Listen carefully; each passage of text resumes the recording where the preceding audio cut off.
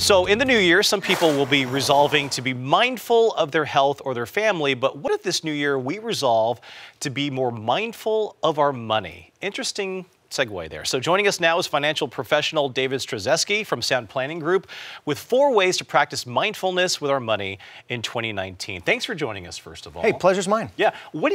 Mindfulness means so many different things. So what do you mean when you be mindful of your financial planning or your money? Yeah, I mean, ultimately it means just being intentional with your actions as well as your thoughts. Yeah. And so excited to be here today to share 4 thoughts as we kick off the new year, so we can kind of set ourselves up for success here in 2019. Yeah, let's go ahead and get started. The first step you suggest is, saving with a purpose. What exactly do you mean by that? You know, 1 in 5 Americans actually are not saving anything on an annual basis right now. So we for sure need to begin to be more intentional with some of those moves that are being made. Of those who are saving, ultimately the goal is to get to 10 to 15% each paycheck.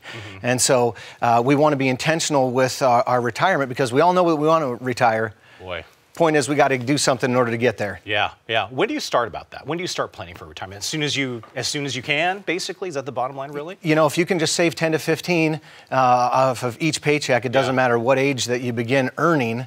Ultimately, you're setting yourself for success and getting compounding to work on your behalf. So that's a really big deal. So the earlier, the better. Yeah, 10 to 15. That's a good number. All right. The second step you say here is ban the word, the connotation budget. Why? Right. Well, because there's typically a negative connotation when we hear the word budget. Most people think, oh, I don't want to do that, and someone wants to be a budget hound with me. So we want to talk about, how about a spending plan, all right? And so a spending plan is that we evaluate, hey, what's going out the door and what's coming in? And then let's net out the numbers and identify what the difference is. Hopefully it's positive, right? If we're ever going to get to that 10 or 15%, we've got to be mindful or intentional with our spending plan so that we've got enough money to save in order to set ourselves up for success. The phrase spending plan is more of like a positive connotation. That's right. As opposed That's to right. budget. So we're giving that a shot. There you go. The third step here is know your financial options. And, you know, this could mean so many different things, but what do you specifically mean by that? Yeah, well, could you imagine yourself being 50 years old and you're looking at retirement right in the eyes